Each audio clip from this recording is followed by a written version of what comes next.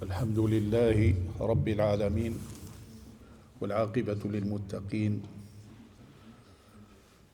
والصلاة والسلام على أشرف المرسلين محمد وعلى آله وأصحابه الطاهرين. السلام عليكم ورحمة الله وبركاته. Nous nous sommes arrêtés au verset وإذا قيل لهم لا تفسدوا في الأرض قالوا إنما نحن مصلحون. ورأينا معنى كلمة إنما parce qu'on a vu que il est dans la planète Terre, mais est-ce qu'il est sur Terre? Est-ce qu'il marche? Non. C'est pour cette raison qu'on l'a dit fil ard. Donc fi. On entend. J'ai eu comme un débat avec une interprète et traductrice de Coran. Elle m'a dit non, on dit sur Terre. J'ai donné la raison pourquoi on dit dans la Terre, parce que la Terre est tout un système. C'est un globe entouré de 7 couches. Et nous, quand on marche sur Terre, on est sur le globe et au-dessous de ces couches. Donc on est dans un système qui est la Terre. C'est pour ça Allah dit fil ard.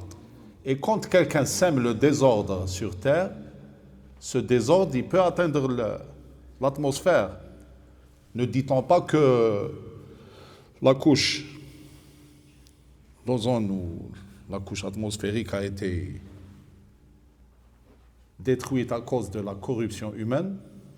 Est-ce que la couche d'ozone est sur le sol? Non. Donc c'est pour ça qu'il dit fil ard. Quand on dit aux hypocrites, arrêtez de semer le désordre dans la terre, ils ne disent pas non. Regardez bien, ils ne disent pas nous ne sommes pas en train de semer le désordre. Non, ils disent non, nous sommes plutôt nous les réformateurs, les réparateurs. Ils disent nous sommes plutôt nous les réformateurs, les réparateurs. Innama nahnu, innama, ça pèse dans la balance de la sémantique. Innama, ça veut dire non, nous sommes nous et seulement nous, les réformateurs, ceux qui optent pour les réparations. La réponse de qui? D'Allah. Ala innahum humu al-mufsiduna walakin la yash'urun. Intabihu. Intabihu bien. Donc, prêtez votre attention. L'article ala est employé dans il a deux emplois distincts dans le Saint-Coran. Ala, quand vous entendez ala, selon le contexte, il peut être employé pour souligner une interrogation exclamative, et c'est rare où l'on trouve une interrogation exclamative avec Allah. Nous avons le bon exemple, l'histoire de Ibrahim, quand il a présenté un repas à ses invités qui n'étaient pas des humains. Quand il a vu qu'ils ne mangeaient pas, il a dit « Ala ta'kulun » alaysa kadhalik ? « Ala ta'kulun » Donc il y a l'emploi de « Ala ». Je n'ai pas osé encore l'appeler, dire interrogation ou article ou quoi que ce soit, mais on entend « Ala ta'kulun » Et ici il dit « Ala innahum humus sufaha walakin la ya'lam » Donc « Ala » intabihu bien, ça fait partie de al-mutashabih.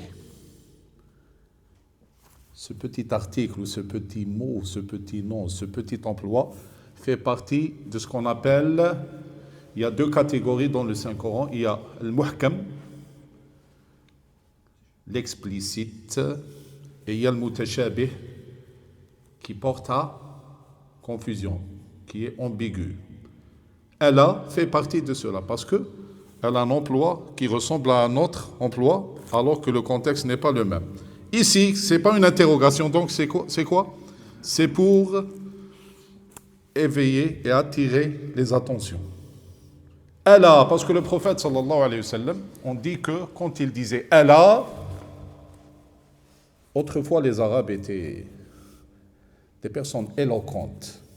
كان العرب أقحاحا كان العرب يتقنون فن اللغة فحينما يتكلم متكلم يدركون هل هو يتساءل أم هل هو يخبر أم هل هو يتحدى. Quand il parlait, il savait bien s'il est en train d'exprimer un fait ou de s'interroger.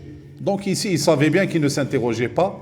Donc quand il dit « Allah », c'est pour attirer leur attention. « Allah ». Donc quand ils sont tous éveillés, il va dire quoi? Il dit « Innahum », parlons des hypocrites, et avec tawkid, « Innahum ». Il n'a pas dit « Alahum mufsidun », non. Il pouvait dire tout simplement « Belhum mufsiduna ». Chose qu'on trouve dans les traductions. Ça donne l'impression qu'il a été dit en arabe Belhum mufsidun, alors qu'en arabe il a été dit Ala innahum hum. Il pouvait même dire Ala innahum mufsiduna walakin la yash'urun. Il pouvait dire non, ils sont corrupteurs, mais ils ne s'en aperçoivent pas. Chose qu'on trouve dans les traductions. Ils se contentent de dire ils sont plutôt corrupteurs, mais ils ne s'en aperçoivent pas. Alors dans le Coran, c'est dit Allah, innahum de hum. C'est pour dire interjection, éveillez-vous. Là, les gens sont éveillés. Et ils écoutent. Ensuite, il dit innahum, certes. On a vu la dernière fois qu'il ne faut jamais passer inaperçu par adat tawkid inna ou innahum, innahuma, innahunna. Quand vous trouvez inna, il ne faut jamais passer inaperçu parce que c'est une affirmation divine. Et l'affirmation divine, c'est toute une affirmation. Elle a interjection pour éveiller et susciter les attentions.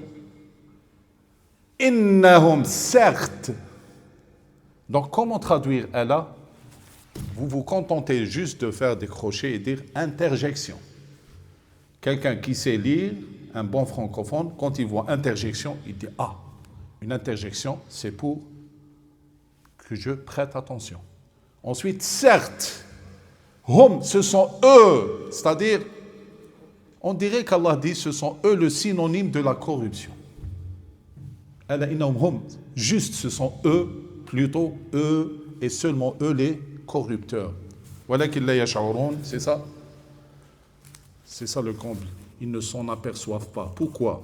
Ce n'est pas par innocence qu'ils ne s'en aperçoivent pas.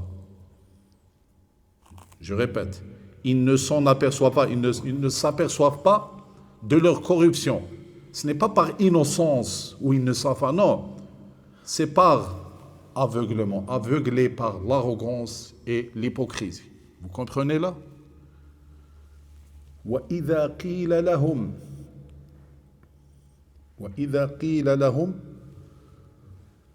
آمِنُوا كَمَا آمَنَ النَّاسِ. On va faire la connexion. La connexion. Depuis le début, il dit وَمِنَ النَّاسِ.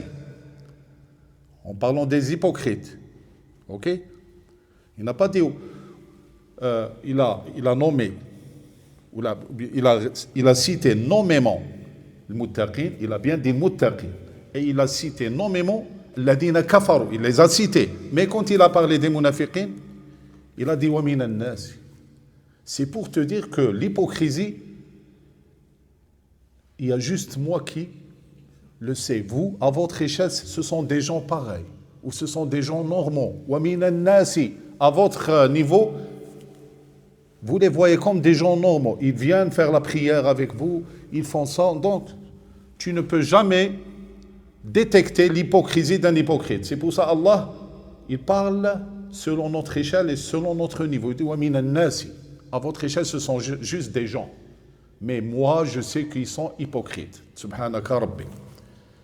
Et là, il revient à dire, وَإِذَا قِيلَ لَهُمْ Aminu kama amana an-nasu. Pourquoi encore il a dit amana an-nasu? Pourtant, il est fait référence ici la deuxième fois, lorsqu'on leur dit « croyez comme ont cru les gens ». Le mot « gens », ici, dans ce verset, il désigne les croyants. C'est-à-dire, le sens serait, quand on leur dit « croyez comme ont cru les croyants ». Mais pourquoi Allah n'a pas dit le mu'minoun, il a dit « nas ». C'est pour dire à ces gens-là, vous n'avez aucune excuse au jour dernier. Vous allez nous dire, par Dieu, nous sommes des gens, tu as créé les gens faibles, nous sommes exposés aux suggestions sataniques, nous sommes exposés à ça. Il dit, et ceux qui ont cru, ce sont des gens, eux aussi. C'est pour ça qu'il dit, Kama amana an-nasu. Ceux qui ont cru, ils font partie aussi des gens. Pourquoi eux, ils ont cru, et vous, vous faites partie des gens, vous ne croyez pas. Vous voyez pourquoi il emploie nas, nas. Wa idha qila lahum aminu kama amana an-nas. C'est pour susciter et solliciter leur croyance. Par exemple, si tu veux parler à ton fils, par exemple, il te dit, papa, parce que je suis un enfant de 10 ans et tu sais, à mon âge, je ne peux pas faire. Tu ne vas pas lui dire, pourquoi les génies, les élèves brillants. Non, tu vas lui dire, et pourquoi les autres élèves? Tu fais référence à la même catégorie à laquelle il appartient pour solliciter son éveil. Tu lui dis, les autres qui ont eu des bonnes notes, ce sont des enfants, eux aussi. Et ici, Allah dit, Kama amana an-nas. Ceux qui ont cru, ce sont nas, eux aussi. Ok? Là, quand on leur dit ça, ils n'aiment pas qu'on leur prenne les bonnes manières. Ils disent, croirons-nous comme ont cru les sots S-O-T. Les sots, ce sont les simples d'esprit. Les gens, excusez-moi le terme, les imbéciles ou les stupides. Anu'minu kama amana as-sufaha.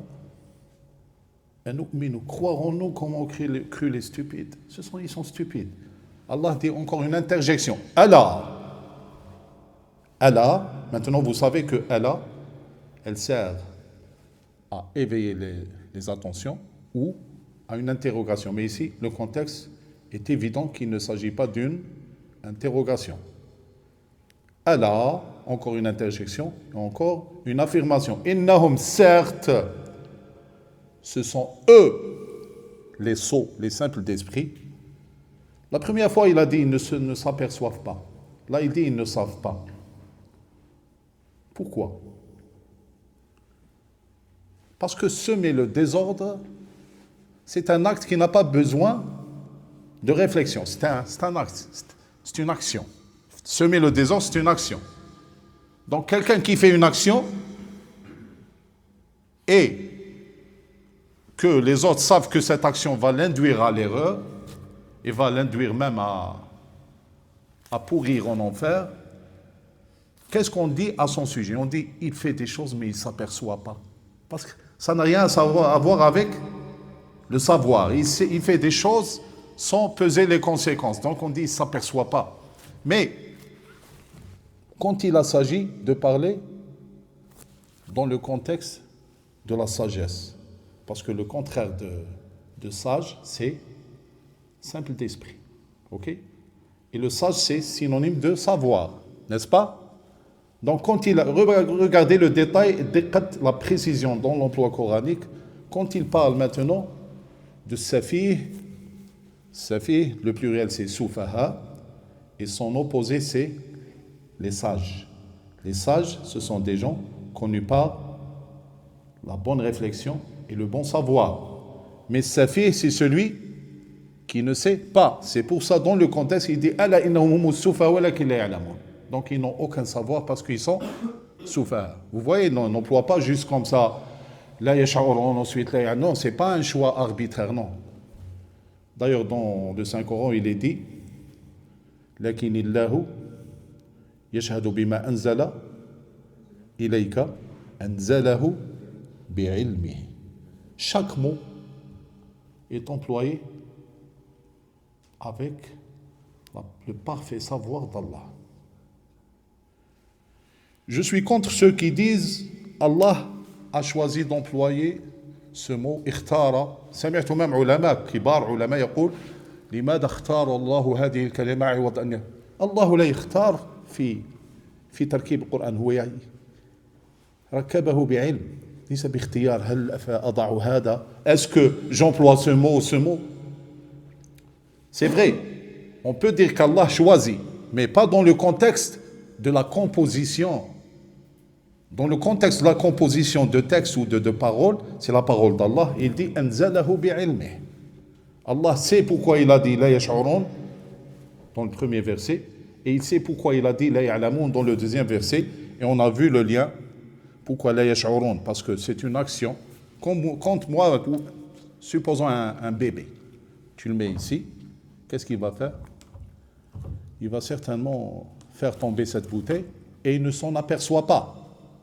Est-ce que le contexte vaut la peine de dire il ne sait pas? Non, il ne s'aperçoit pas parce qu'il est bébé. Mais quand je parle de quelqu'un qui ne mesure pas les conséquences et qui dit que les gens n'ont aucun savoir, ce sont stupides, là c'est le contexte du savoir. Allah dit non, c'est toi le stupide et tu ne sais pas. Voyez-vous maintenant la différence entre le premier et le deuxième verset?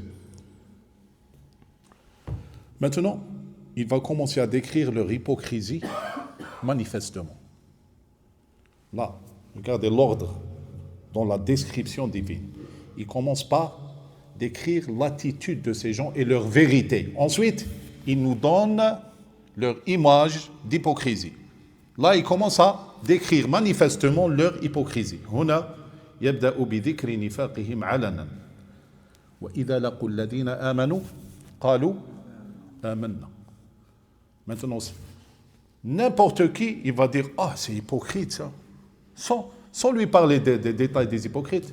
Là, il commence à entrer dans le sujet en parlant des hypocrites. وَإِذَا قِيلَ لَهُمْ آمِنُوا كَمَا آمَنَا. On a vu ça. وَإِذَا قِيلَ لَقُوا الَّذِينَ آمَنُوا قَالُوا آمَنَّا. Voilà la pure hypocrisie. Quand ils rencontrent ceux qui ont cru, قَالُوا آمَنَّا. Est-ce qu'ils disent ça verbalement? Est-ce qu'il vient à notre frère Saïd et ils vont lui dire Saïd, nous avons cru? Non.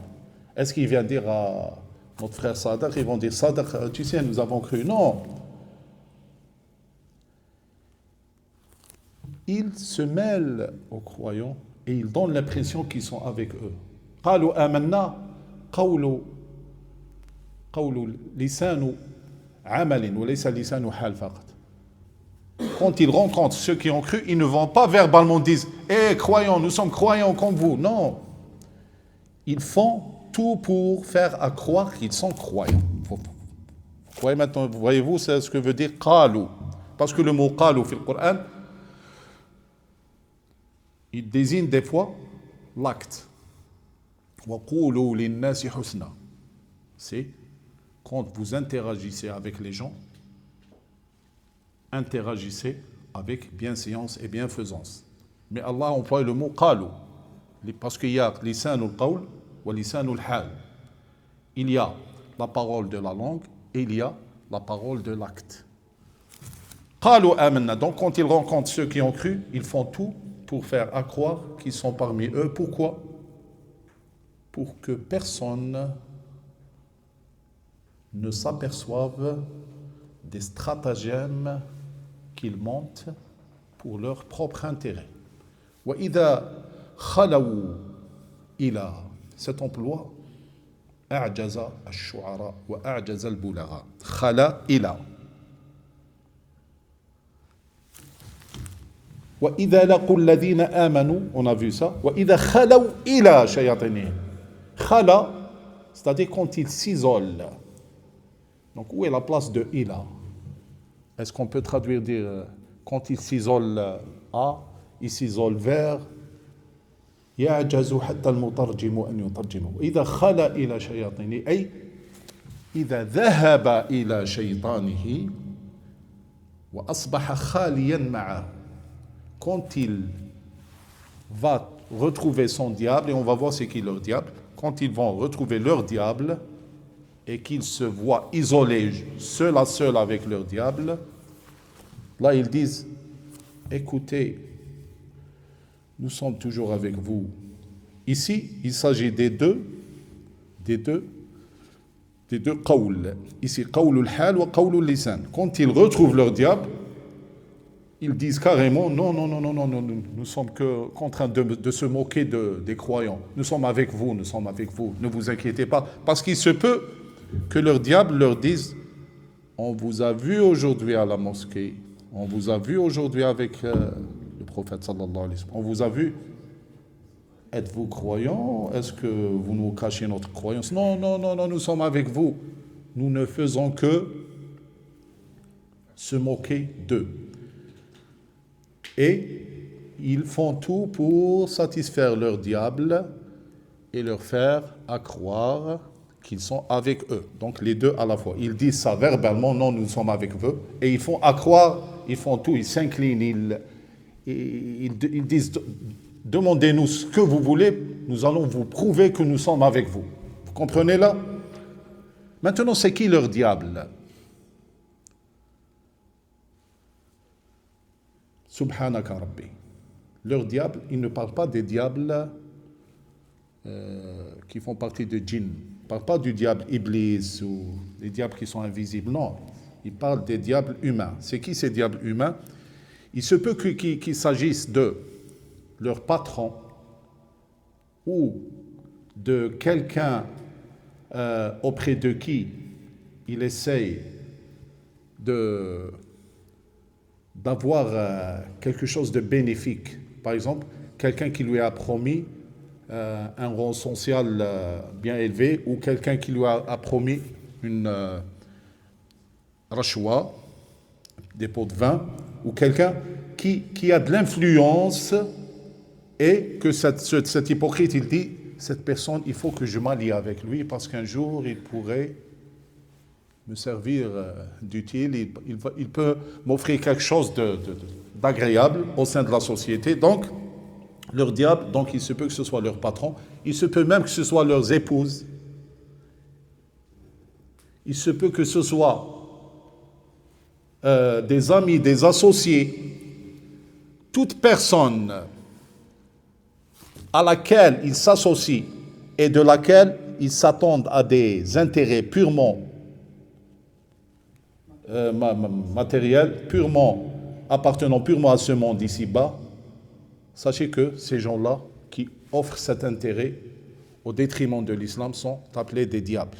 Donc les hypocrites, quand ils se retrouvent seuls à seul avec ces diables-là, ils s'inclinent et ils font tout pour leur croire qu'ils sont croyants.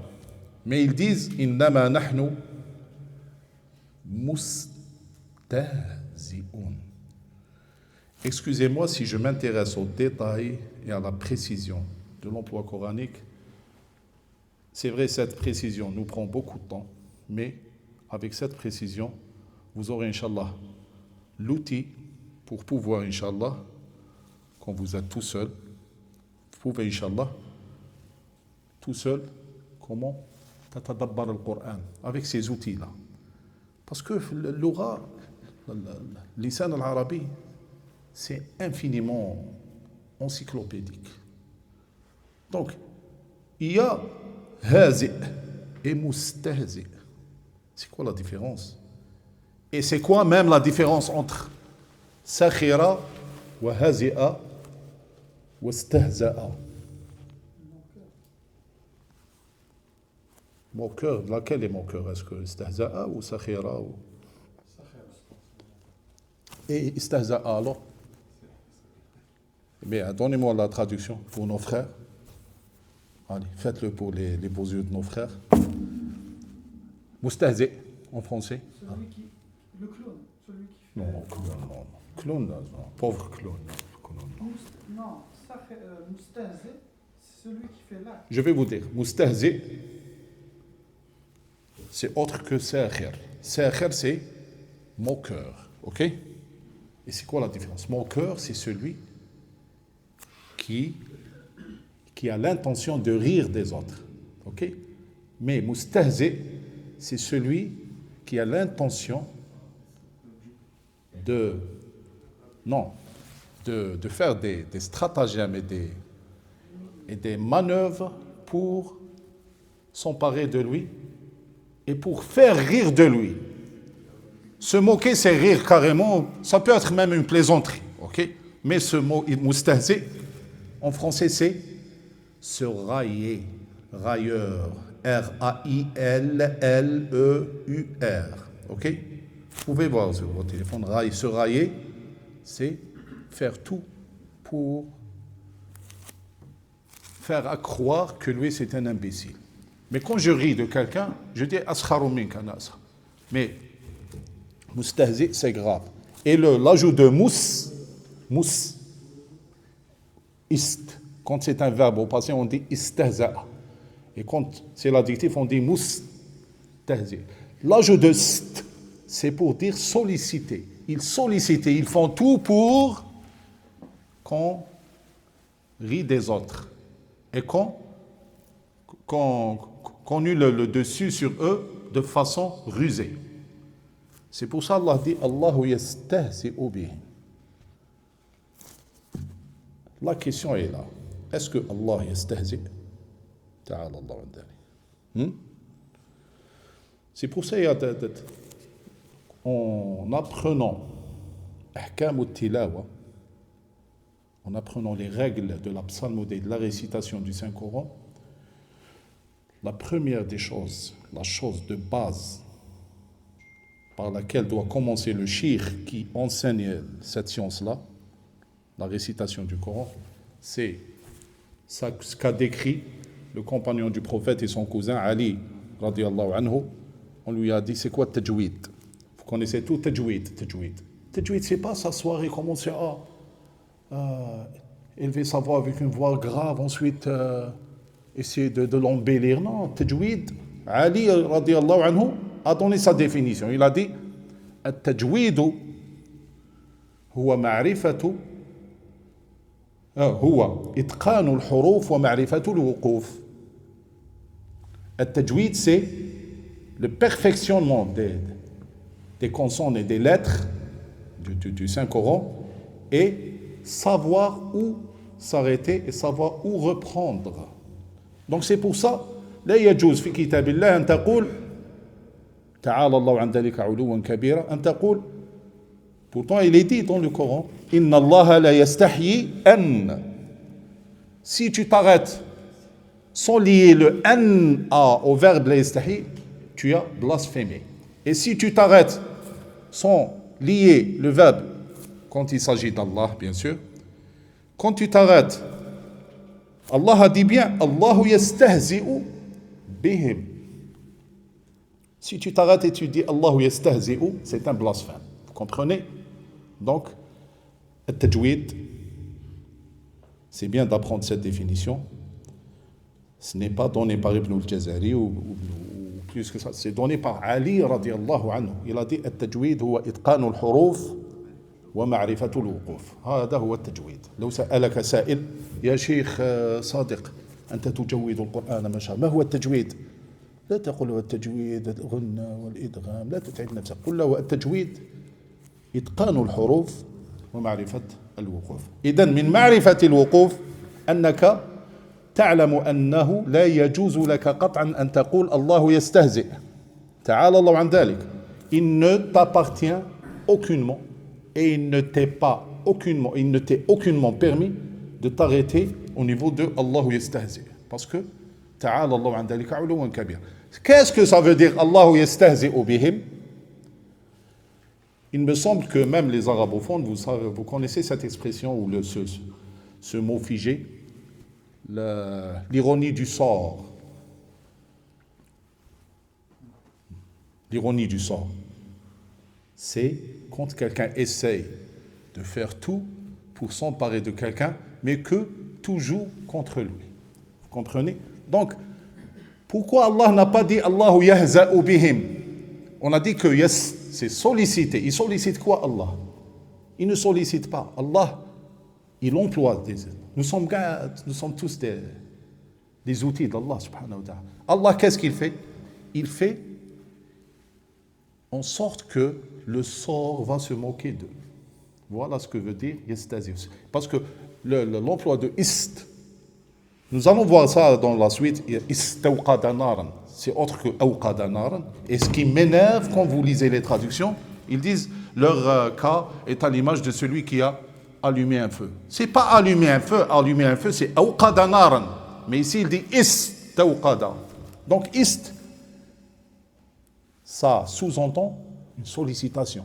Et ici, Allahu yes, que ce soit ou yastahzi ou la must, quand vous voyez c'est sollicitation. Allah sollicite quoi? Solliciter, c'est-à-dire, ça peut être une demande, ça peut être une supplication, et ça peut être quelque chose qu'on fait pour qu'on aboutisse à autre chose. Qu'est-ce qu'Allah fait avec ces gens-là? Il fait en sorte que le sort va jouer contre eux. C'est ce que veut dire Allahu yastahzi'u bihim. Allah ala kulli shay'in qadir. Laisse-les se moquer, et laisse-les se railler, laisse-les faire ce qu'ils veulent, mais c'est moi le décideur. Allah, il dit, au sort va leur jouer un tour. Voilà. C'est ce que veut dire Allah yastahzi'u bihim. Et parmi les moyens par lesquels yastahzi'u bihim, yamudduhum. Il les laisse patauger. Patauger, être khabbatun. Fi tughyanihim. As'alu su'al. Dans ton dictionnaire qui est dans ta tête, quand je te dis tagha, tu penses directement à un tyran. Tagha, ça veut dire quoi? Tatara, taghi. Je vous montre quelqu'un et je vous dis, lui c'est un taghi. Vous pensez à quoi? Non, c'est...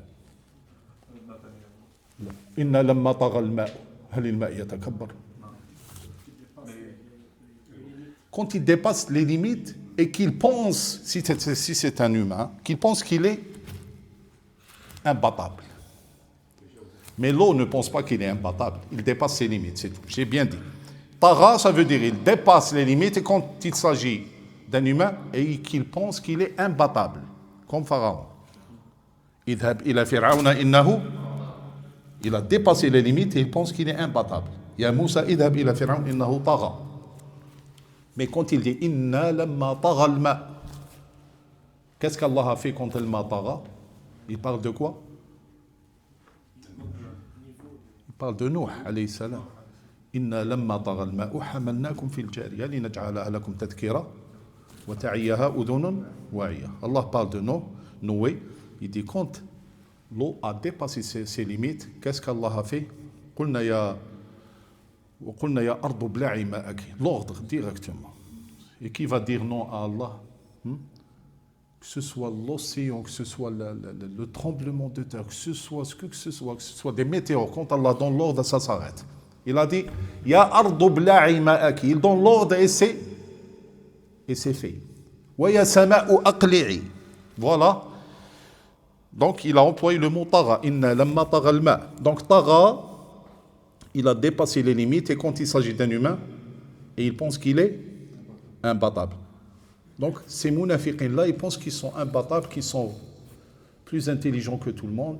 Ils disent, moi je peux m'emparer des biens de quiconque et personne ne peut m'arrêter. Allah dit, wa yamudduhum. Yamudduhum, c'est-à-dire, il leur donne le faux espoir et il leur fait accroire, comme eux autres, ils font accroire qu'ils sont croyants, Allah leur fait accroire qu'ils sont imbattables. Voilà le musiba.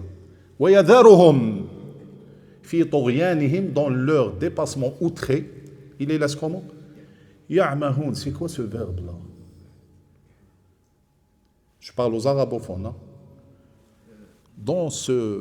À ce stade, je crois qu'aussi bien les arabophones et les non-arabophones vont être au même niveau. Parce que ce mot, amaha ou amiha, il est rare de le voir dans un texte arabe. C'est quoi la différence entre ya'mahun et ya'mauna? Ya'mauna. Et ya'mahun? Al-ama huwa ama al-basar. أما العمى فهو عمى البصيرة. العمى هو عمى البصر. Mais eux autres, البصيرة, c'est leur fort intérieur ne fonctionne plus. Leur conscience ne fonctionne plus. Donc elle est aveugle. Leur conscience, elle est aveugle. Donc le mot, c'est ya'mahun. Wa yadaruhum fi tughyanihim ya'mahun. C'est-à-dire, Allah leur fait accroire qu'ils sont imbattables et il les laisse patauger dans leur dépassement outré, dans leur outrance. Vous comprenez? Ya'mahun, c'est-à-dire, ils sont aveugles, leur conscience est aveugle, mais ils ne savent pas. Wa yadaruhum fi tughyanihim ya'mahun. Maintenant, il va donner leur exemple. Pourquoi il parle de parabole ici? Parabole, c'est-à-dire quand il parle en métaphore ou il donne un exemple. Par exemple, je dis, Walillahi al-matalul a'la, ce téléphone me fait penser à une ardoise. Donc, imaginez une ardoise, mais sur la... Non, mais ce n'est pas une ardoise, c'est un téléphone. Donc, Allah donne l'exemple de ces gens-là. Il dit, avant de commencer à donner leur exemple, il parle en métaphore. Là, il commence à parler en métaphore, c'est-à-dire, يبدأ الكلام عنهم مجازا مجازا أولئك الذين اشتروا c'est-à-dire échanger. Quand tu vas acheter quelque chose, tu fais quoi? Tu ne donnes rien et tu reçois quelque chose. Non, tu dois donner quelque chose. Tu dois donner soit de l'or, soit un équivalent, soit de l'argent pour avoir ce que tu veux. C'est ça ce que veut dire ishtara. Donc eux, ils ont donné quoi en échange? Non, ils ont donné le huda. Mais la question, si tu donnes quelque chose, c'est que tu l'as en possession, n'est-ce pas? حينما تعطي شيئا يكون ملكا لك حتى تعطيه ولكن هؤلاء ليس لهم هدى ليسوا على هدى من أين جاءهم الهدى الذي أعطوه. Ces gens-là n'ont pas ce qu'on appelle el-huda et on a vu ce que le huda veut dire. Ne dites plus guider et ne dites plus guidance. Guider, ça n'existe pas, c'est un participe passé, et guidance, c'est un domaine psychologique pour traiter quelques enfants en difficulté. Donc moi je ris quand je trouve dans les traductions, ils ont vendu la guidance. La guidance, c'est...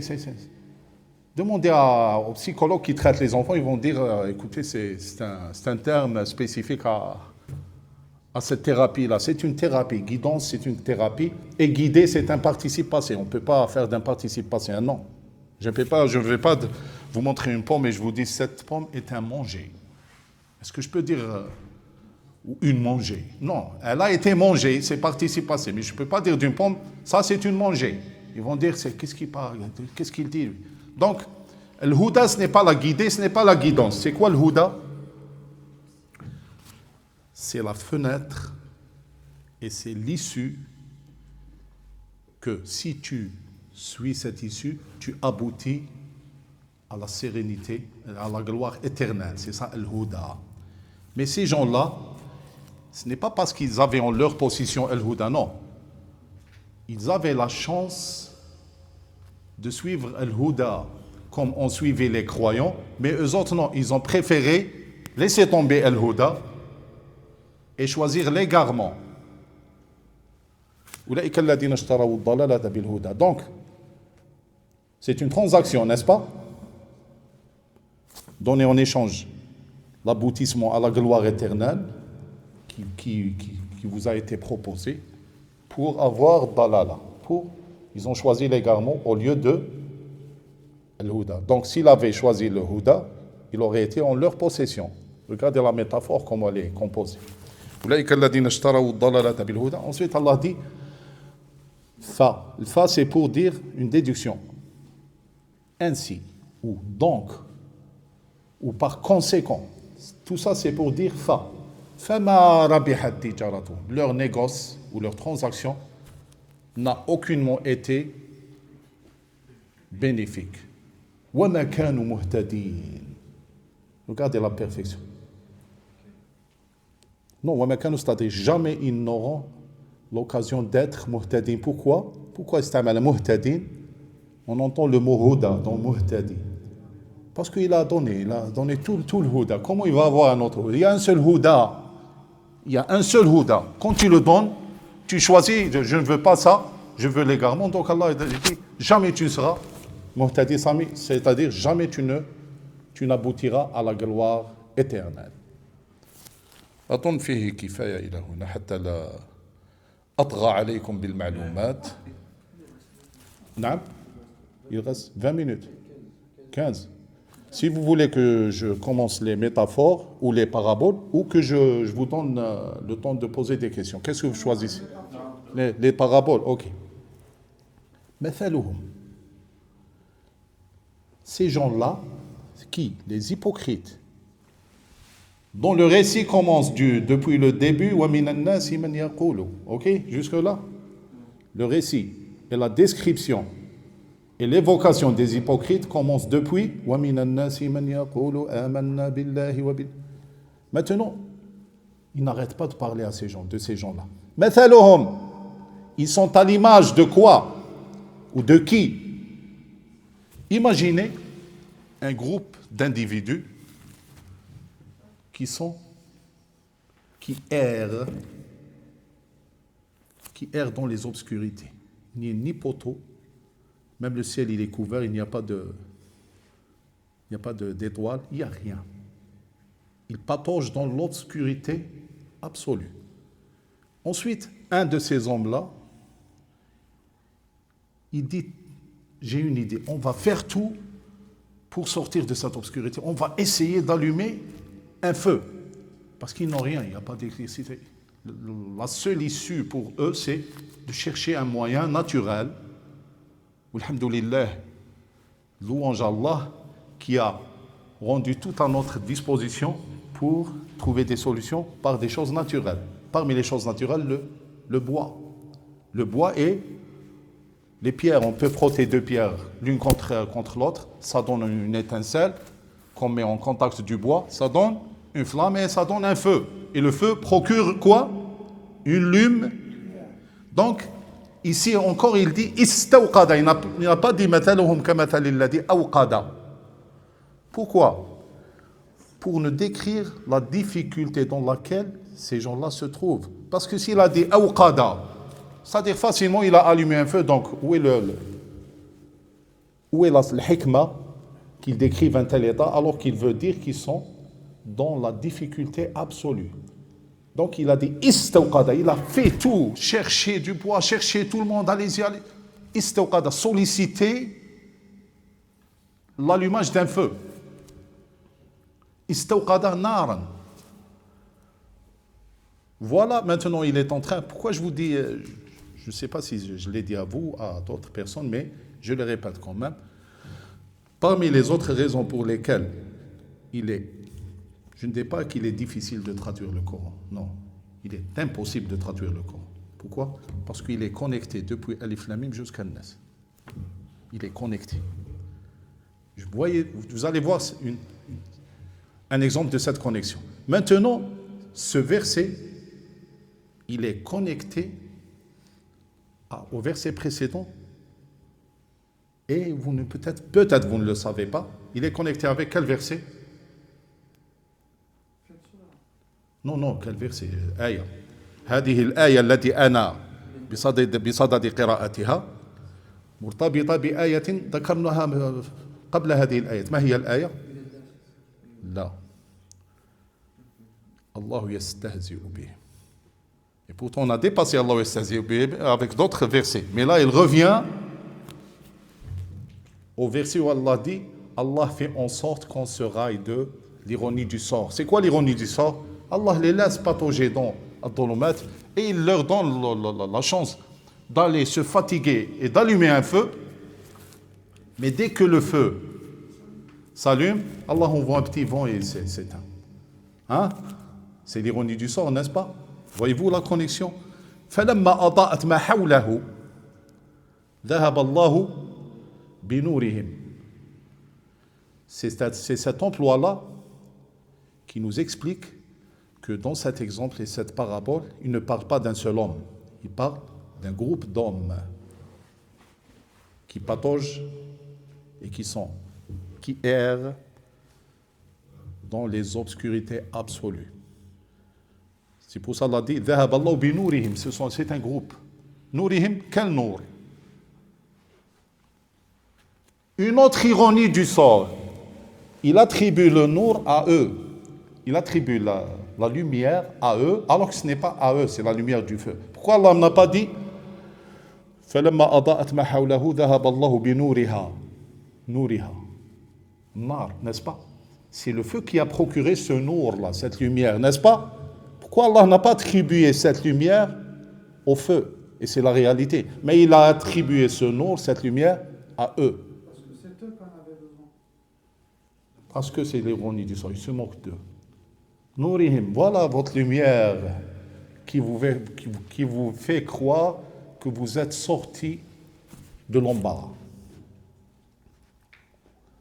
وذهب الله بنورهم وتركهم في ظلمات لا يبصرون. Un autre détail très précis, prêtez-moi votre attention. Allah aurait pu dire أذهب الله نورهم. Allah a pu dire, aurait pu dire, pardon. Allah aurait pu dire فلما أضاءت ما حوله أذهب الله نورهم. Mais Allah a dit ذهب الله بنورهم. Il a emporté. C'est un honneur pour cette lumière. Pourquoi? Parce qu'en réalité et en finalité, toute lumière revient à Allah. Allahu nuru samawati wal ard. Donc en finalité, Allah ne fait pas disparaître la lumière alors que la lumière, il l'attribue à lui-même. Dans Surat An-Nur, il dit Allahu nuru samawati wal ard. Donc comment se fait-il? Si le Coran était composé par un humain, il se serait trompé là. Il aurait dit Allah a fait disparaître leur lumière. Comment Allah fait disparaître quelque chose qu'il attribue à lui-même?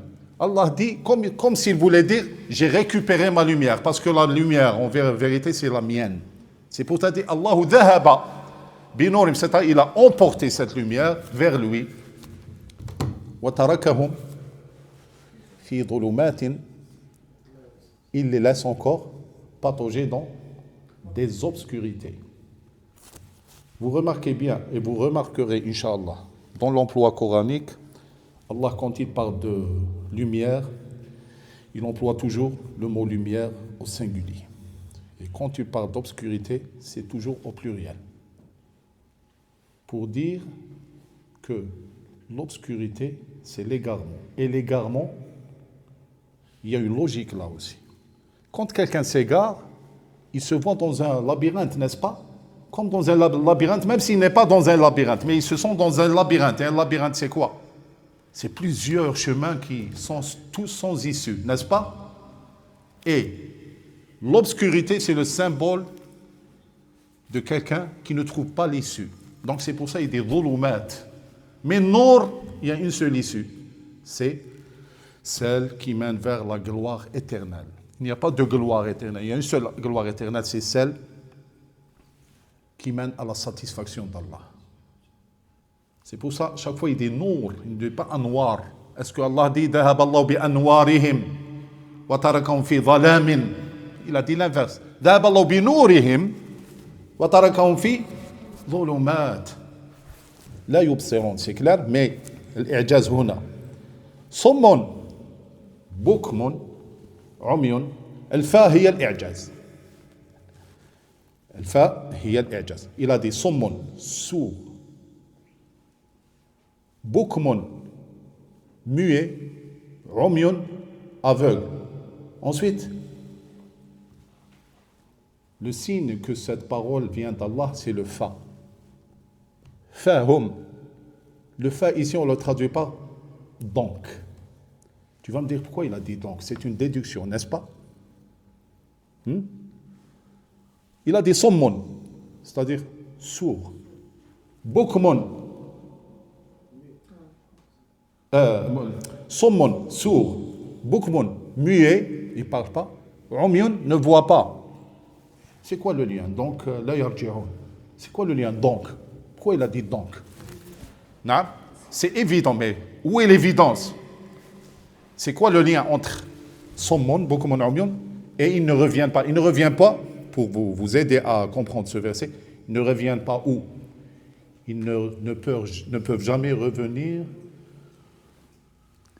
à ce qu'on appelle El-Huda. Très bien. Parce qu'ils l'ont vendu. Mais ici, Il dit sommun, bukmun, umyun. Sourd, muet, aveugle. Donc ceux qui traduisent sourd et muet et aveugle, jetez cette traduction. Il n'y a pas la coordination et. Pourquoi il n'a pas dit sommun, bukmun wa umyun? Il n'y a pas wa, il n'y a aucune coordination. C'est des points-virgules. Sommun, sourd, point-virgule. Umyun, point-virgule. Sommun, bukmun, muet, point-virgule. Umyun, aveugle, point-virgule. Donc, ils ne peuvent pas revenir. Donc voilà l'image, la figure et l'image et la parabole. Imaginez un groupe qui sont tous muets, hein, et tous sourds et tous aveugles. Comment ils peuvent se contacter entre eux pour s'entraider et trouver l'issue? Le seul bruit qu'ils peuvent faire entendre, c'est comment ils vont se comprendre? Ils ne voient rien tous et ils n'entendent rien tous et ils ne parlent pas tous. Donc, c'est faux si vous dites sommun, bukmun wa umyun.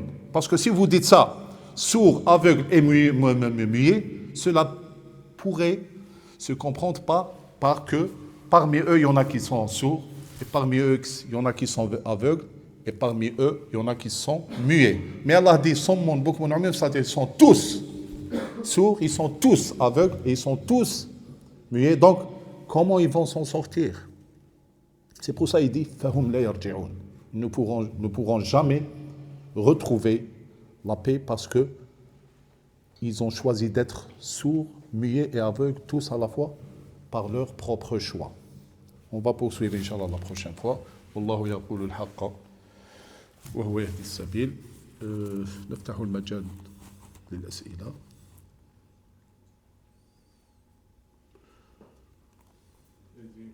تفضل شيخ.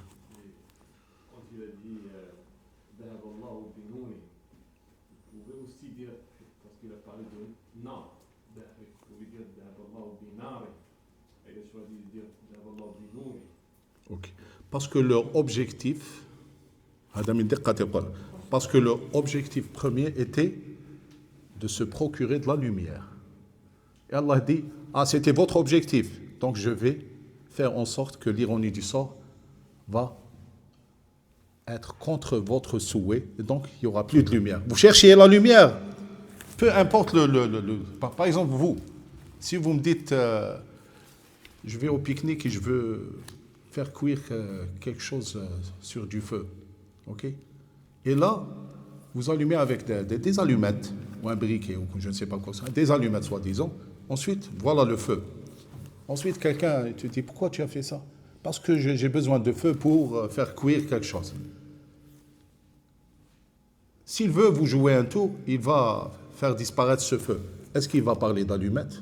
C'est juste un... Il ne va pas dire, j'ai joué le tour à notre frère Yassine, j'ai fait disparaître ses allumettes. Non, j'ai éteint son feu.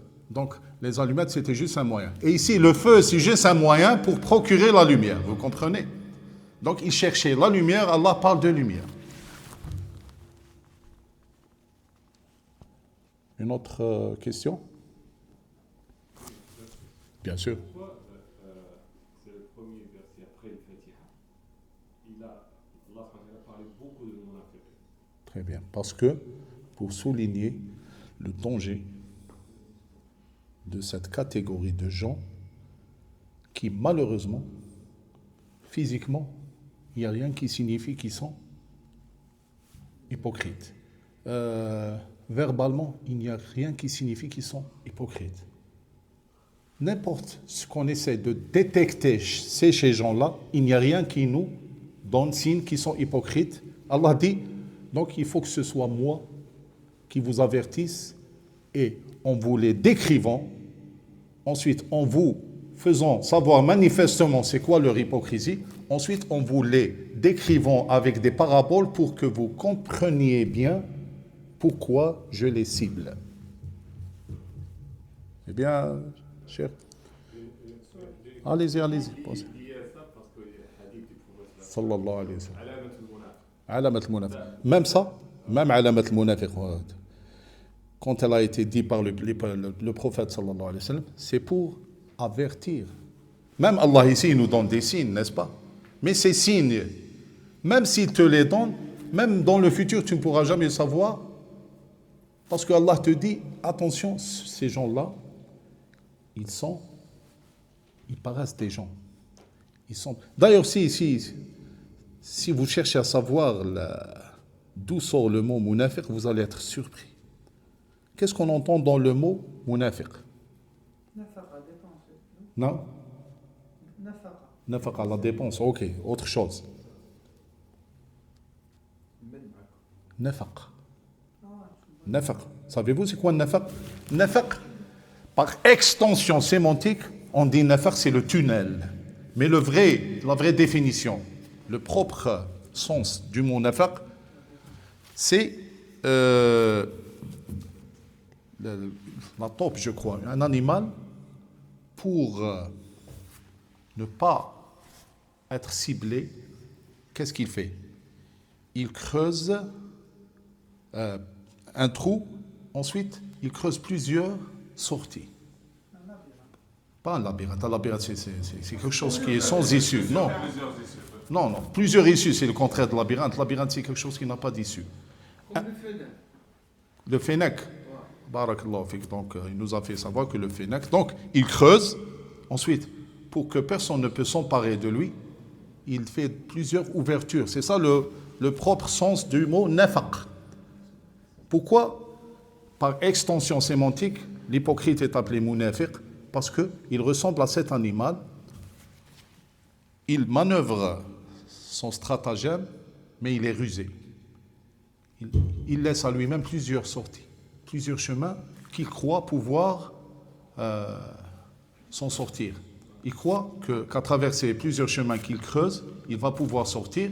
Mais Allah dit, puisque vous ne serez pas en mesure de savoir si ce n'est moi ou le prophète qui vous dit c'est quoi un munafiq, vous ne le saurez jamais. Pour cette raison, il emploie beaucoup de versets pour décrire le munafiqin. Voyez-vous maintenant le mot nafaq, d'où il sort? Nafaq, plutôt munafiq, ça sort du mot nafaq. Mais quelqu'un pourrait me dire nafaqa sadaqa.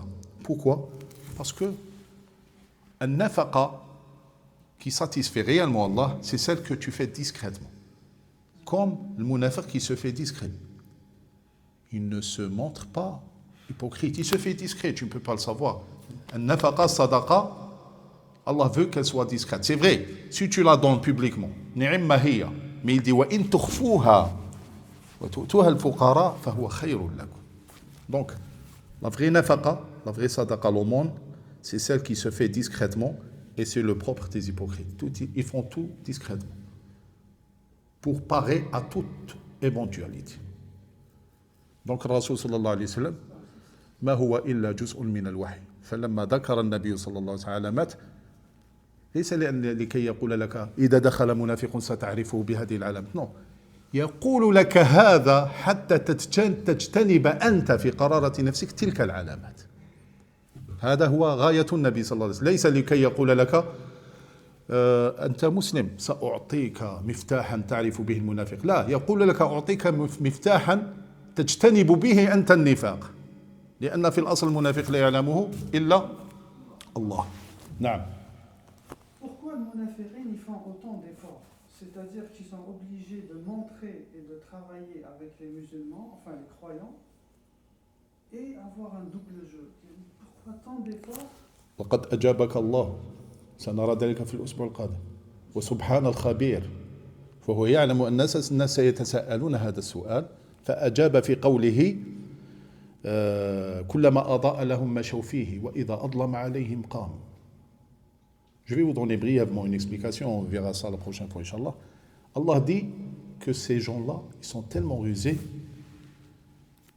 qu'ils cherchent à se procurer leur intérêt de n'importe quelle catégorie d'humains. Si l'intérêt est proprement chez les croyants, ils vont emprunter le chemin de la croyance. Donc, c'est des gens qui vénèrent l'intérêt matériel. Donc, C'est-à-dire quand ils sont avec les croyants et que ça clique avec les croyants, ils marchent avec eux. Ils marchent dans le chemin sur le chemin des croyants. C'est-à-dire ils se sont arrêtés en se mettant debout. Pourquoi? Parce que Prêt à repartir. parce que l'hypocrite est sur le qui-vive. Il est toujours prudent parce qu'il sait qu'il n'est pas loyal, il sait qu'il n'est pas honnête. Donc il est toujours sur le qui-vive. Même si tu marches et tu dis, hey, il va dire, ah, il parle de moi, parce qu'il est hypocrite. Il dit peut-être, il s'est aperçu de mes stratagèmes. Donc ils sont sur le qui-vive. Quand ils voient l'intérêt auprès des croyants, ils marchent. Et quand ils voient l'intérêt chez les mécréants, c'est pour ça Allah dit, quel que soit le chemin des croyants, ils رأوا l'intérêt chez le kuffar, que ce soit de ce côté ou de ce côté, c'est-à-dire quand l'intérêt n'est plus là, ils se mettent sur le qui-vive. Et c'est quoi la métaphore ici? Ils ne lâchent pas. Il ne dit pas je ne vais plus emprunter le chemin des croyants. Non, il dit je m'arrête temporairement en attendant que la chance me sourit une autre fois en empruntant ce chemin.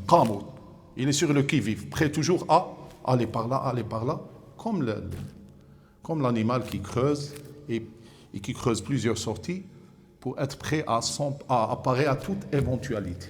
Si le danger est par là, il sort par là. Si l'intérêt est par là, il sort par là, ainsi de suite. Vous voyez? Donc il a répondu à votre question. Oui? Wa alaykoum salam.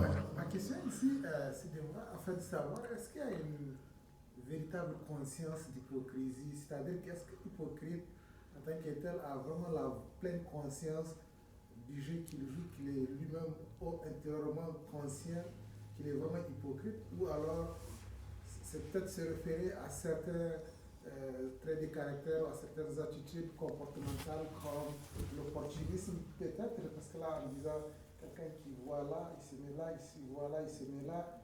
Est-ce que c'est peut-être pas comme ça qu'il faut peut-être voir d'où sort, en fait, c'est quoi l'origine de tout cela? Ok. Est-ce qu'il le fait exprès? Oui, ça, j'ai compris sa question, oui. Je crois que j'ai répondu partiellement la semaine dernière à cette question, mais je vais le répéter, Inch'Allah. Oui, ils sont conscients, mais ils sont aveuglés par le mal et la malhonnêteté et la sournoiserie qu'ils affichent. Ils sont aveuglés. Je vous donne un exemple, avec tous mes respects, en non-voyant. Un non-voyant, il sait par exemple que sur un chemin, il peut rencontrer un danger, n'est-ce pas? Il a ça dans sa conscience. Mais avec son bâton, tant qu'il n'a pas encore rencontré, il dit, bon, il n'y a pas de danger. Mais dans sa conscience, il sait qu'il y a des dangers, n'est-ce pas? Eux autres, ils savent qu'ils sont dans le mauvais chemin, mais ils sont aveuglés. Aveuglés par l'hypocrisie. C'est pour ça Allah dit, fi qulubihim marad.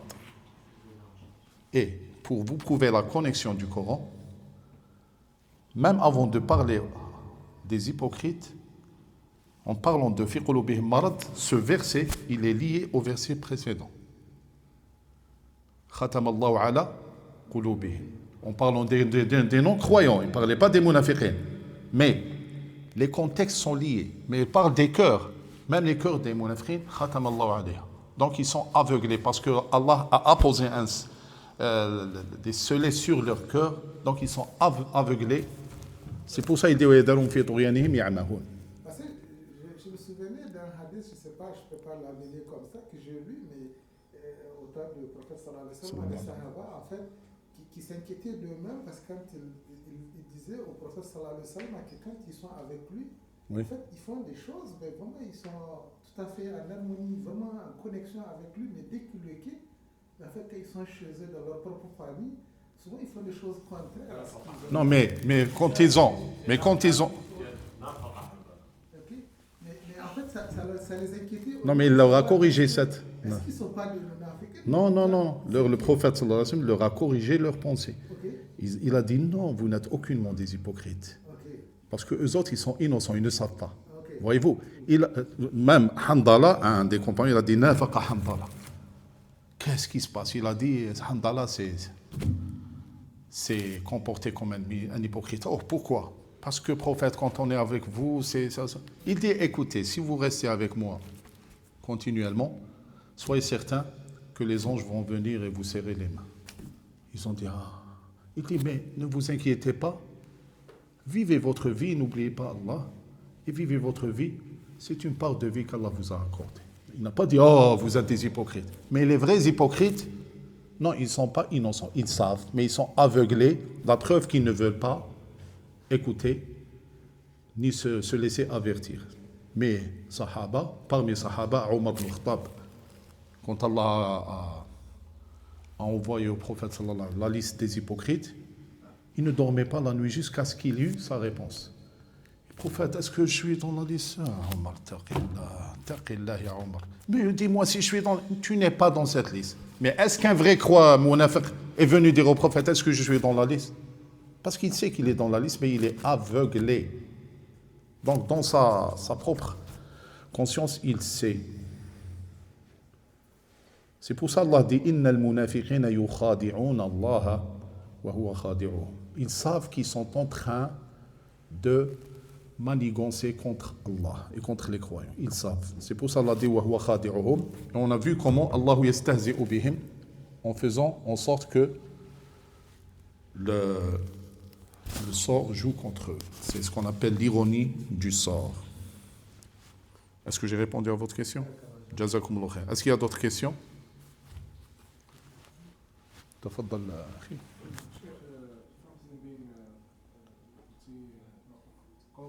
La question par rapport au nom singulier, monomate ou pluriel. Oui.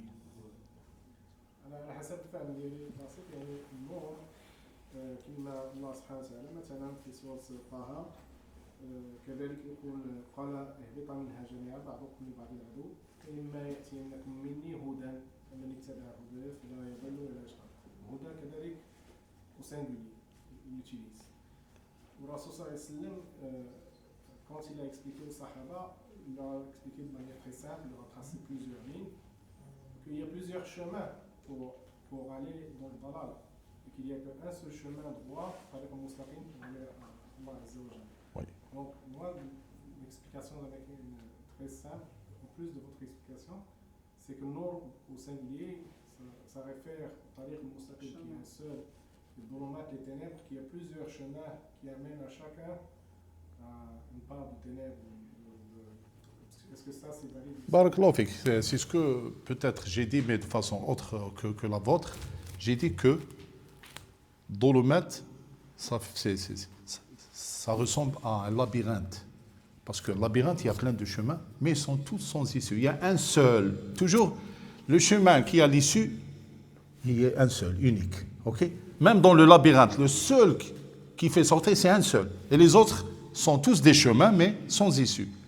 Et le seul, comme je l'ai dit au début, le seul chemin qui fait aboutir à la lumière d'Allah, qui est la gloire éternelle, c'est Al-Huda.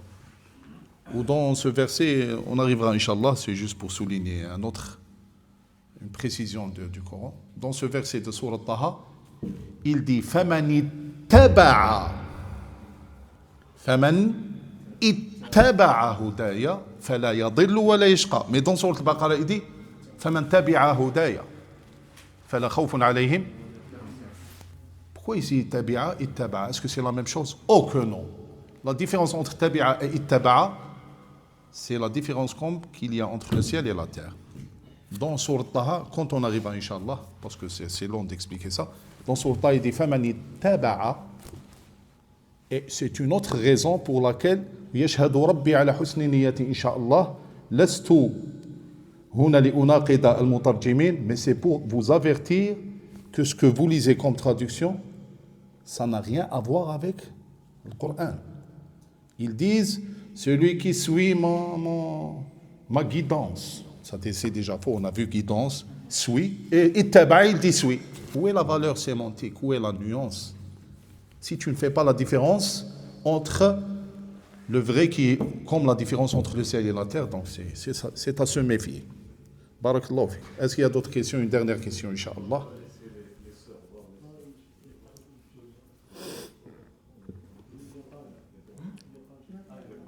Ah, très bien.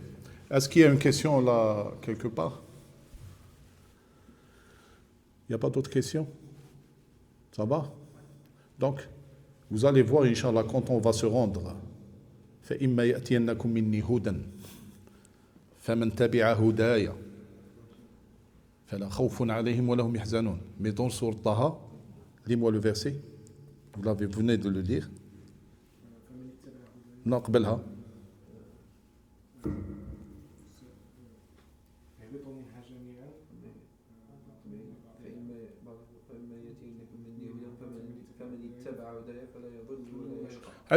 Savez-vous que le verbe ittaba, c'est un autre verbe que tabi'a. Même Allah, quand il parle des pas du diable, il ne dit pas Ya ayyuhalladhina amanu la tatba'u khutuwat ash-shaytan. La tattabi'u. Ne pistez pas.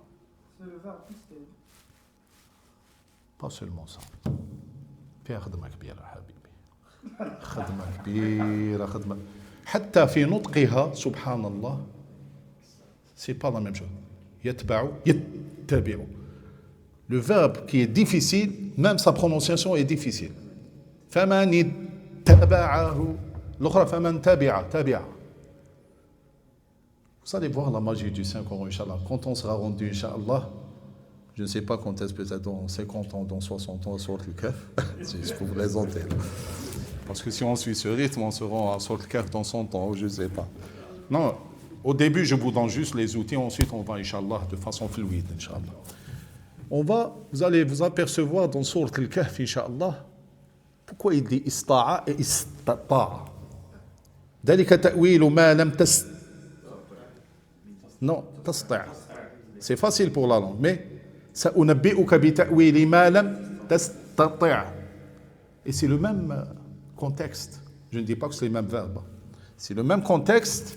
Au début, il lui a dit ok, je vais t'informer bi ta'wili, c'est-à-dire des détails. Ma lam tastati'.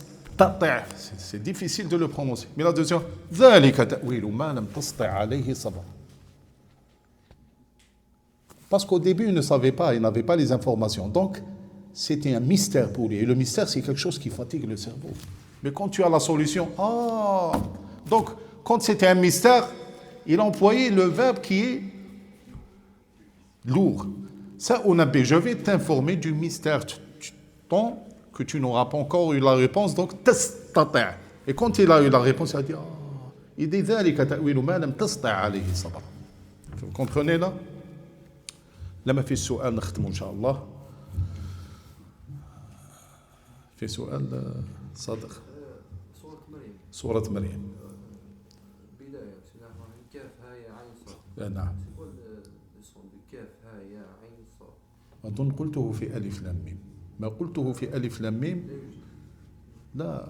شوف كلمة ألف لام ميم كاف ها يا عين صاد ح ميم ألف لام را فيها أقوال كثيرة. Il y a plusieurs versions et plusieurs avis qui ont été donnés là-dessus. Mais j'aime un avis qui stipule que l'emploi et la révélation de ces lettres, c'est pour défier les Arabes. C'est pour leur dire, écoutez, mais le choix, plutôt je ne dis pas le choix parce que j'ai dit qu'on dans la composition on ne dit pas le choix. Mais pourquoi le alif et le lam et le ra, ça, juste Allah qui le sait. Mais l'objectif d'un tel emploi serait, c'est un avis, juste un avis hypothétique, c'est une hypothèse. L'objectif d'un tel emploi, alif, lam, ra, kaf, ha, ayn, sad, pourquoi de telles lettres précisément, ça revient à Allah. Mais pourquoi un tel emploi? C'est pour dire, oh vous les Arabes, je vais parler avec votre langue, qui comprend le alif et le lam, comprend le kaf, ya mutanabbi, wa ya fulan, wa ya antara, wa ya fulan. Je vais parler avec ton alif, avec le kaf, et avec le ra, qui n'est pas étrange pour toi. Et je te défie de composer un texte comme le mien. Voilà ce que tu comprends. Donc, kaf haya ayn sad, c'est pour dire, ya nas, نتكلم ya arab, oh vous les arabes, je vais parler à votre kaf, et avec votre ha, et à votre. Ça veut dire, oh, donc, je peux contredire. Là, il commence, dhikru rahmati rabbika abdahu Zakaria. Trouve-moi un emploi pareil. D'ailleurs, il faut que tu te concentres nuit et jour et tu ailles chercher l'Arab et tout pour comprendre déjà la composition. Dhikru rahmati rabbika abdahu Zakaria. Vous comprenez? إلى ما في سؤال نختم إن شاء الله لأنه أظن راهو يؤذن. هل في سؤال؟ سؤال mais rien à voir, cher. Par exemple, dans les pays asiatiques, l'Indonésie, tout ça, نعم. يعلموهم كيفاش يديروا الحج وكيفاش comment ils font le mariage, c'est-à-dire des cours de mariage. نعم. Pourquoi on n'a pas ça chez nous? Pourquoi on n'a pas ça? Parce que احنا نعرفوا نحجوا ونعرفوا نتزوجوا. نحن نحسن الحج ونحسن الزواج، خاصة الزواج. الله أعلم. لماذا؟ Est-ce qu'il y a un livre particulier pour ça ou pas? وي ما فرط العلماء والله في كتب تريك فقه الزواج ودقائق الزواج، وفي كتب فيها سنن وفرائض والدقة بالدقة عن الحج. لا والله ما فرط العلماء، التفريط منا نحن. Pour les francophones, ما فرطوا. كاين nos frères qui ont fait des traductions. C'est des traductions que j'encourage, mais les traductions faites au nom du Coran, non. Je ne dis pas ne les lisez pas, mais ne les prenez pas pour du Coran, c'est tout. Cheikh, excusez-moi, on sait que le Coran c'est le livre d'Allah, on sait qu'il a été révélé à notre prophète sallallahu alayhi wa sallam, on sait que les hadiths ce sont aussi la tradition du prophète sallallahu alayhi wa sallam. Sallallahu alayhi wa sallam, bismillah. Par les sahaba, les compagnons, tout ça aussi du temps. Et l'exégèse même, la transcription, enfin l'interprétation comme telle qu'on fait, Oui. c'est quoi ses origines? C'est qui l'a, comment c'est documenté? Comment Très bonne question. être certain de ce qu'on a comme contenu? Ok. Quand quelqu'un entame la science appelée l'exégèse, elle est structurée. Dites-vous bien que si quelqu'un vous parle d'exégèse, il ne parle pas comme ça fortuitement. C'est quelqu'un qui a suivi des formations. Et ces formations, quand vous les suivez, ils vont commencer par vous apprendre les structures et les priorités. Parmi les priorités par lesquelles le Coran a été interprété, c'est par le Coran lui-même. Première référence d'exégèse, c'est interpréter le Coran par le Coran lui-même. Vous allez me dire, mais tu viens de dire qu'il n'y a pas de synonymie dans le Coran, donc chaque mot est placé dans sa place. Comment tu dis qu'un autre verset peut expliquer l'autre? Je n'ai pas dit qu'un autre verset est synonyme de l'autre. Non, il l'explique. Je vous donne un exemple. Je vais vous donner un exemple clair. Allah subhanahu wa ta'ala, en parlant de l'histoire de Moussa, pendant la sécheresse, ils ne trouvaient pas quoi boire. Ils ont demandé à Moussa de prier Allah pour qu'il leur donne de l'eau à boire. Là, Moussa alayhi salam a prié Allah. Ensuite, Allah nous a raconté l'histoire d'une telle situation qui est expliquée par le Coran. Allah nous a dit que au début, Allah leur accordait sa bénédiction, il leur donnait abondamment l'eau. Ensuite, avec le temps, ils ont commencé à se montrer ingrats. Alors Allah a baissé son don en matière d'eau. Ok? Donc, il a réduit ce don. Tu vas me dire, comment tu as appris ça? Par le Coran. Dans un verset, il dit وَإِذِ اسْتَسْقَى مُوسَى لِقَوْمِهِ فَقُلْنَا اضْرِبْ بِعَصَاكَ الْحَجَرَ فَانْفَجَرَتْ. Des sources d'eau ont jailli de cette roche-là. Dans l'autre verset, il dit فَانْبَجَسَتْ مِنْهُ 12 عَيْنًا. Et la preuve qu'il n'y a pas de synonymie. Ceux qui disent inbajas yani infajar, non, c'est faux. Inbajasat, l'eau commençait à sortir comme ça, de façon très, très médiocre, c'est-à-dire ce n'est pas une quantité abondante. Là, il nous dit que voilà les étapes. Au début, Ils recevaient abondamment l'eau. Ensuite, à cause de leur ingratitude, l'eau sortait juste pour les abreuver pour qu'ils ne meurent pas. Vous comprenez? Ensuite, deuxième niveau, l'interprétation du Coran et l'exégèse par as-sunnah, par les dires du prophète sallallahu alayhi wa sallam. Ensuite, par les dires des sahaba, des compagnons du prophète. D'où ils sortent ces dires, ces compagnons du prophète, tels que Abdullah ibn Abbas, c'est ce qu'ils ont entendu du prophète eux-mêmes et que les autres n'ont pas entendu. Donc il y a des versions qui ne nous sont pas arrivées venant du prophète sallallahu alayhi wa sallam, mais d'autres ils l'ont entendu par le prophète. Donc ils donnent l'avis, ils donnent leur interprétation et on dit d'après Ibn Abbas, donc ça c'est qawl sahaba, ce n'est pas de leur avis personnel. Ensuite, c'est le asbab nuzul, c'est-à-dire les circonstances de la révélation. S'ils ne trouvent pas un dire du prophète ni un dire d'un compagnon, ils disent nous allons voir qu'est-ce qu'il a été dit par les compagnons du prophète, inspiré par le prophète lui-même, pourquoi ce verset a été révélé. Quand ils ont le contexte, donc ils ont l'interprétation. Ensuite, al-qiyas, c'est l'analogie. Puisqu'il a dit, par exemple, il dit la taqtulu as-sayda wa antum hurum. Il ne faut pas ôter, chasser pendant que vous êtes dans l'ihram. C'est un rituel du hajj. Ihram, c'est-à-dire il y a des choses qui sont licites, mais pendant l'ihram sont interdites. Donc, les savants, Bilqiyas, ils disent, ok, donc, la chasse, donc je n'ai pas le droit de manger un tel animal, en étant dans ce rituel-là. Quelqu'un va lui dire, mais c'est pas cité dans le Coran. Il va dire, non, mais le qiyas, Allah dit, la taqtulu as-sayda wa antum hurum. Et les animaux que j'ai cités font partie du gibier. Vous comprenez? Je vous reviendrai, Inch'Allah, là-dessus, parce que la liste est encore longue, en parlant des priorités dans l'exégèse. Mais, je conclus pour dire qu'aucune exégèse ni interprétation n'a été dite par avis personnel. Pour que vous soyez serein et quiet, sans inquiétude.